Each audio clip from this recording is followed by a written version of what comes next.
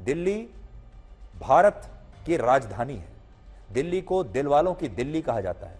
लेकिन क्या आपको पता है कि इस दिल्ली शहर को हर मौसम में इतने हार्ट अटैक क्यों आ जाते हैं? एक बारिश आई और दिल्ली को हार्ट अटैक आ गया। दिल्ली पूरे 12 महीने हर मौसम में बीमार क्यों रहती है? और बीमार क्यों है कि ये ना तो हीट वेव को झेल पाती है। कुछ दिन पहले तक दिल्ली गर्मी से संघर्ष कर रही थी और गर्मी से बचने का कोई तरीका नहीं था। बिजली की भी कमी पड़ गई थी और ना ही ये दिल्ली बारिश को झेल पाती है। अब लोग सोच रहे हैं कि गर्मी इससे बेहतर थी या अब जब बारिश आई है वो उससे बेहतर है। और इस बार भी मानसून की पहली बारिश ने दिल्ली का दम निकाल दिया और दिल्ली अब एक दरिया दिल्ली बन चुकी है। इस दरिया दिल्ली की कहानी को आप इन दो तस्वीरों से समझिए, जिनमें एक तस्वीर है वर्ष 1990 की, जब दिल्ली के मिंटो ब्रिज के नीचे अंडरपास में पानी भर गया था, और दूसरी तस्वीर है आज की, यानी 28 जून 2024 की। और आज भी मिंटो ब्रिज की स्थिति वैसी की वैसी ही है जैसी 1990 में थी। और इससे आप समझ सकते हैं कि हमारे देश की सरकारों ने दिल्ली के लिए कभी भी कुछ किया ही नहीं।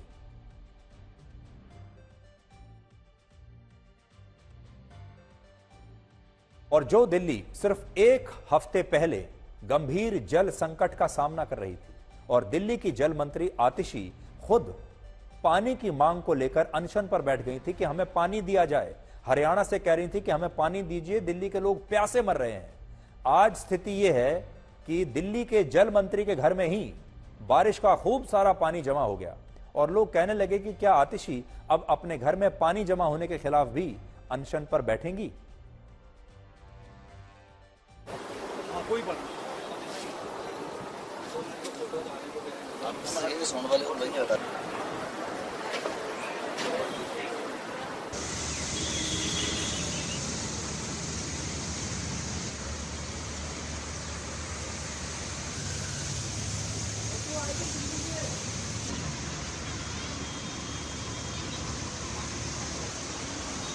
इस वक्त हम दिल्ली सरकार की पीडब्ल्यूडी मंत्री आतिशी के आवास के बाहर मौजूद हैं। यहाँ पर आप तस्वीरें देखिए, पानी भरा हुआ है और ये गाड़ी यहाँ आप देखिए कि इस जल भराव से गुजर रही है। और ये जो हालात हैं आपको दिखाते हैं कि ये जो पूरी लेन है यहाँ पर जल भराव की स्थिति बनी हुई है। जो कर्मचारी हैं वो जल भराव निकासी के लिए जद्दोजहद करते हुए नजर आ रहे हैं। और अगर आप देखें तो यहाँ पर जो हालात हैं वो कहीं ना कहीं इस बात को दर्शाते हैं कि किस तरह पूरी दिल्ली में इस जलभराव ने लोगों को परेशान किया है।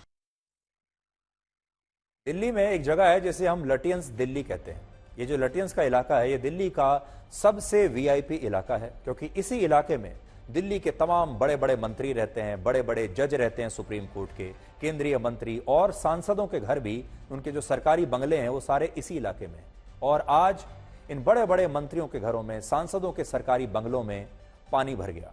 कांग्रेस के नेता शशि थरूर को तो यह भी कहना पड़ा कि अब शायद उन्हें नाव लेकर संसद भवन जाना पड़ेगा, क्योंकि सड़कें बारिश के पानी में जल समाधि ले चुकी हैं। उन्होंने एक तस्वीर सोशल मीडिया पर डाली जो मैं बड़ी स्क्रीन पर आपको दिखाता हूं। देखिए, ये शशि थरूर कह रहे हैं कि मेरे घर के बाहर इस समय यह स्थिति है, मुझे संसद भवन जाना है, मैं जाऊं तो कैसे जाऊं, और शायद मुझे एक नाव की जरूरत पड़ेगी। ये शशि थरूर के घर के बाहर सड़क की स्थिति आप देख सकते हैं, पानी में डूबी हुई है। कांग्रेस पार्टी के एक और सांसद मनीष तिवारी आज कुछ इस तरह से अपने घर से बाहर निकले और अपनी गाड़ी में बैठकर किसी तरह मुश्किल से संसद भवन जाते हुए नजर आए। उन्होंने भी ये तस्वीर सोशल मीडिया पर डाली है। मैं चाहूंगा आप एक बार फुल स्क्रीन पर, बड़ी स्क्रीन पर इसको देखिए ताकि आप समझ पाएं। जिस व्यक्ति को आप पीछे से देख रहे हैं ये मनीष तिवारी हैं, कांग्रेस पार्टी के सांसद। समाजवादी पार्टी के सांसद राम गोपाल यादव के घर में भी आज पानी भर गया, जिसके बाद कुछ लोगों ने उन्हें अपने गोद में उठाकर उनकी गाड़ी में बैठाया और इसके बाद राम गोपाल यादव किसी तरह संसद तक पहुंच पाए। ये तस्वीरें भी आज आपको ध्यान से देखनी चाहिए।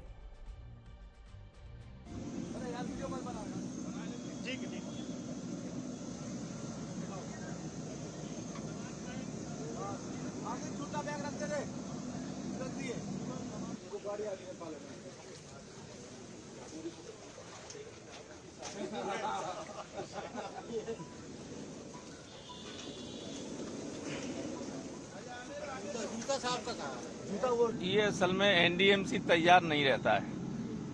इतना लेट बारिश हुई, इसके बाद भी इन्होंने नालियां साफ नहीं की।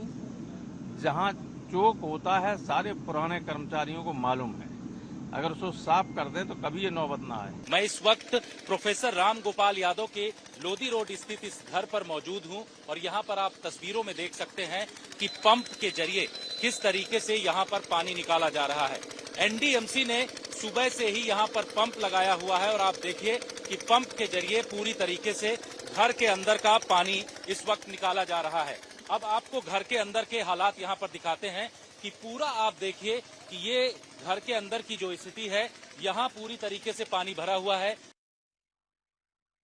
पहले जब इस तरह की स्थितियां हुआ करती थीं, तो नेताओं को, बड़े बड़े सांसदों को, मंत्रियों को, आम जनता का दुख समझ में नहीं आता था। लेकिन आज एक खास बात यह हुई कि नेता चाहे किसी पार्टी के हों, चाहे वो आम आदमी पार्टी के हों, चाहे वो कांग्रेस के हों, समाजवादी पार्टी के हों, बीजेपी के हों, किसी भी पार्टी के नेता हों, मंत्री हों, सबके घरों में पानी घुसा, सबका फर्नीचर खराब हुआ, सबके घर बर्बाद हो गए और आज सब ने इस बाढ़ का मजा चख लिया। और उन्हें ये समझ में आया कि जब हमारे देश में पूरे साल आम जनता इस तरह की बाढ़ से, बारिश के पानी से परेशान रहती है, तो उनका दिन कैसा गुजरता है, उनकी रात कैसे गुजरती है। एक आम जनता का दर्द आज इन सारे नेताओं ने सह लिया होगा। और असल में ये जो स्थिति है, आज उस स्थिति के लिए ये सारे ही नेता जिम्मेदार हैं, चाहे वो किसी भी पार्टी के हों, क्योंकि ये वो नेता हैं जिनकी कभी ना कभी इस देश में, दिल्ली में सरकारें रही हैं। दिल्ली में बीजेपी की सरकार भी रही है, कांग्रेस की सरकार भी रही है और अब आम आदमी पार्टी की सरकार है। दूसरे इलाकों को भी अगर आप देखें राज्यों में, वहां तमाम पार्टियों की सरकारें रही हैं। लेकिन इन सरकारों ने और इन नेताओं ने कभी भी किसी के लिए कोई काम नहीं किया। और यही वजह है कि 50 साल पहले भी यही तस्वीर थी दिल्ली की और आज भी यही तस्वीर है। और अगर इन नेताओं ने कोई काम किया होता तो आज इनके घरों में पानी ना भरता। आज बहुत सारे लोग ये भी कह रहे हैं कि जब देश का कर्तव्य पथ, शांति पथ, केंद्रीय सचिवालय, उद्योग भवन, कृषि भवन, अकबर रोड और फिरोज शाह रोड जैसे जो बड़े बड़े जगहें हैं, जहां पर बड़े बड़े मंत्री रहते हैं, जहां पर केंद्र सरकार के बड़े बड़े दफ्तर हैं, अगर ये भी पानी में डूब जाएं और जब सड़कों पर लोग बोटिंग करते हुए नजर आए, तो समझ लीजिए कि आप दिल्ली में हैं और दिल्ली में आपका स्वागत है। क्योंकि ऐसा सिर्फ दिल्ली में ही मुमकिन है, जो देश की राजधानी होते हुए भी इतनी बदहाल है। अब आप सोचिए, ऐसी स्थिति में अगर हमारी दिल्ली में G20 समिट हुआ होता, कोई अंतर्राष्ट्रीय समिट इस समय चल रहा होता, कोई बहुत बड़ी अंतर्राष्ट्रीय इवेंट इस समय चल रही होती। हम सपने तो देखते हैं ओलंपिक खेल अपने देश में करवाने के। अगर यहां ओलंपिक खेल चल रहे होते, एशियाई खेल चल रहे होते, कोई और बहुत बड़ा टूर्नामेंट चल रहा होता, तब क्या मुंह दिखाती भारत की सरकार और क्या मुंह दिखाती दिल्ली की सरकार। ये तस्वीरें आज आप देख लीजिए, ये सारी भारत की राजधानी दिल्ली की तस्वीरें हैं, अलग अलग क्षेत्रों की, अलग अलग जगहों की। जगह अलग हैं लेकिन तस्वीरें एक जैसी हैं। जब अरविंद केजरीवाल मुख्यमंत्री बने थे तो उन्होंने दिल्ली की जनता से 2 बड़े वायदे किए थे। आज तो वो तिहाड़ जेल में बैठे हैं, इसलिए पता नहीं उन्होंने ये तस्वीरें देखी हैं नहीं। उनका पहला वादा था कि वो दिल्ली के कोने कोने तक पानी पहुंचा देंगे और दूसरा वादा था कि वो दिल्ली को झीलों का शहर बना देंगे। जो आज जब आप भारी बारिश के बाद इन तस्वीरों को देखेंगे तो आपको लगेगा कि मुख्यमंत्री अरविंद केजरीवाल ने अपना ये वादा पूरा कर दिया। घर घर तक पानी भी पहुंच गया और दिल्ली झीलों का शहर भी बन गया।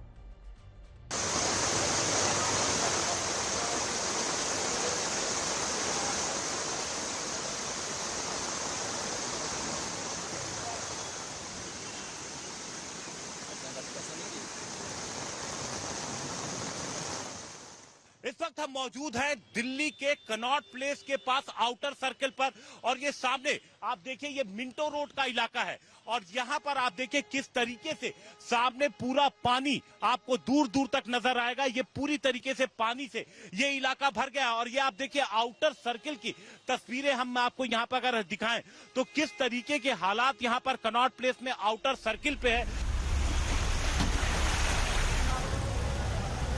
इस वक्त हम आईटीओ चौराहे पर मौजूद हैं और आप देखिए यहाँ की तस्वीरें हम दिखा रहे हैं कि किस तरीके से पहली बारिश में ही ये पूरा इलाका आप देख सकते हैं। आईटीओ जो मेन रेड लाइट वाला इलाका है वो पानी पानी हो गया है। चारों तरफ आपको पानी नजर आएगा, दोनों तरफ रोड के।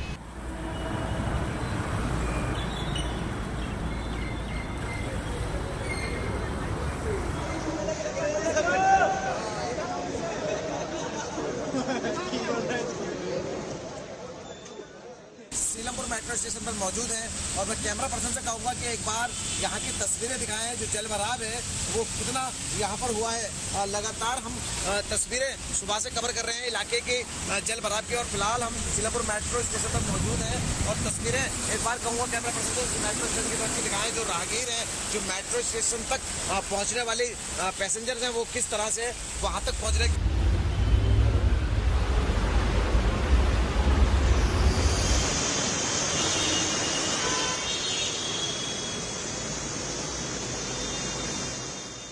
हम दिल्ली के तुगलकाबाद गांव में हैं, जहां पर भी बारिश के बाद भारी जल भरा हुआ है। वहां की तस्वीरें हम आपको दिखा देते हैं। आप देख सकते हैं किस कदर जो है जल भरा हुआ है, और इस जल भराव से जो गाड़ियां हैं, जो लोग सुबह हुआ है तो निकल रहे हैं, तो उनको किस तरीके से वाटर लॉगिंग का है इस समस्या से जूझना पड़ रहा है, उसकी तस्वीरें आप देख रहे हैं।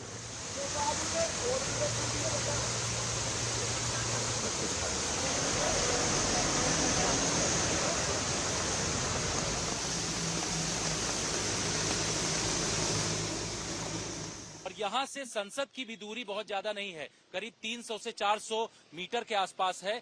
तब भी यहाँ पानी की देखरेख और यहाँ पर जिस तरीके से जल जमाव हो रहा है उसको रोकने में एनडीएमसी के जो लोग हैं वो कामयाब नहीं हो पाए हैं। और आप देखिए कि पूरा किस तरीके से इस पूरे इलाके में पानी भरा हुआ है।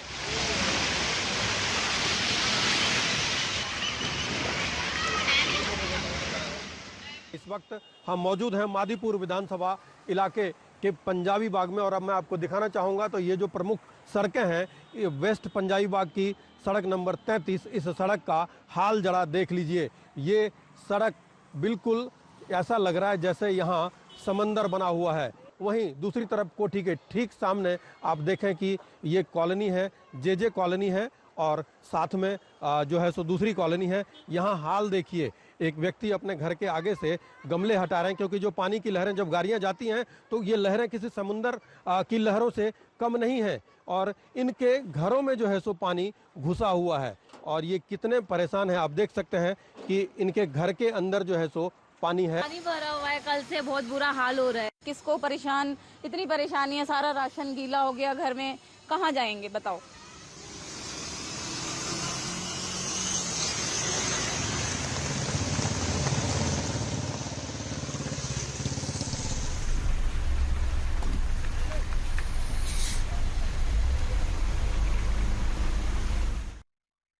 तो जो लोग दिल्ली में रहते हैं वो आज अपने आप से भी पूछ रहे हैं कि हमसे क्या भूल हुई कि हम दिल्ली में रह रहे हैं, कि हमें दिल्ली में रहने का ये मौका मिला। और दिल्ली वाले तो पछता रहे हैं कि वे ऐसे शहर में रहते हैं, सोचकर क्या आए थे और यहाँ हो कुछ और ही रहा है। और हमारे जो दर्शक दिल्ली में नहीं रहते हैं वो आज शुक्रगुजार होंगे। जैसे अंग्रेजी में कहते हैं शुक्र है आज शुक्रवार है, वैसे ही दिल्ली के बाहर के दर्शक ये सोच रहे होंगे इस समय कि शुक्र है हम दिल्ली में नहीं रहते। और इंफ्रास्ट्रक्चर पर जो हमने आपको आज बताया, इंफ्रास्ट्रक्चर में इतनी बेईमानी है, कंस्ट्रक्शन में इतनी बेईमानी है, आपने देखा होगा। ये बेईमानी असल में हमारे देश को खोखला कर रही है, और ये बेईमानी सबको दिखाई दे रही है, ये अव्यवस्था दिखाई दे रही है, ये भ्रष्टाचार हर सीजन में, हर मौसम में, चाहे गर्मी का मौसम हो, चाहे बरसात का मौसम हो, चाहे सर्दी का मौसम हो, हमें दिखाई देता है कि हमारा जो इंफ्रास्ट्रक्चर तैयार हो रहा है उसमें बेईमानी हो रही है। और सबसे ज्यादा पैसा इंफ्रास्ट्रक्चर में ही लोग कहते हैं, ऐसा बताया जाता है। और आपने भी देखा होगा, हमारे जो बिल्डर भाई हैं उन्हें शायद हमारी ये बात बुरी लग जाएगी, लेकिन अक्सर ये बात कही जाती है कि इसीलिए हमारे देश के जो बिल्डर्स हैं वो इतने अमीर हैं।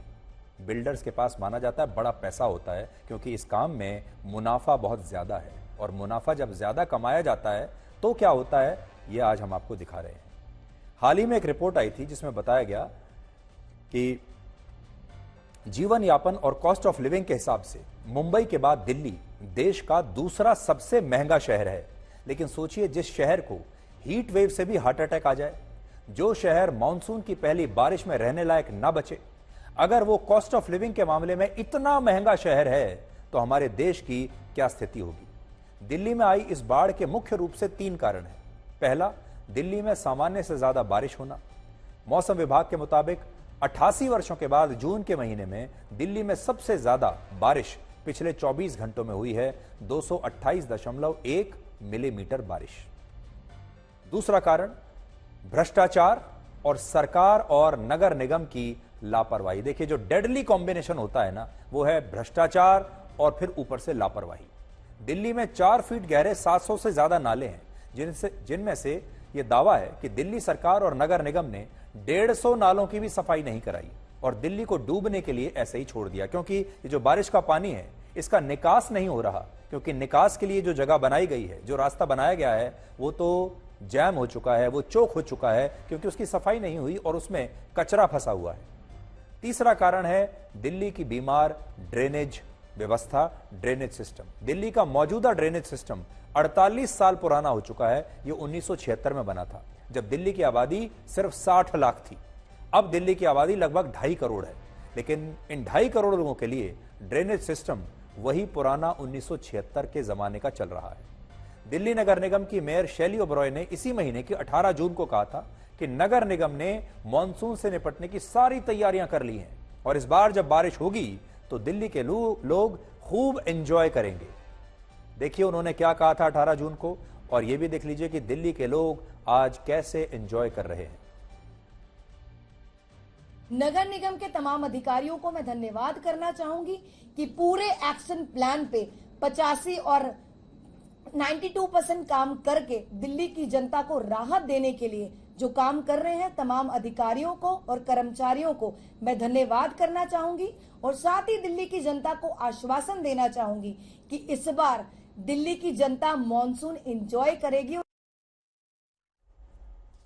तो देखिए दिल्ली की जनता मॉनसून कितना एंजॉय कर रही है। हमारे देश के जो बड़े बड़े नेता हैं, जब वो इस तरह के बयान देते हैं, इससे 2 बातें समझ में आती हैं। पहली तो ये कि उन्हें कोई जानकारी ही नहीं है, उन्हें कुछ पता ही नहीं है कि उनके विभाग में चल क्या रहा है। उन्होंने अपनी आंखों पर पट्टी बांध रखी है, अज्ञानी हैं, अज्ञानता से भरे हुए हैं।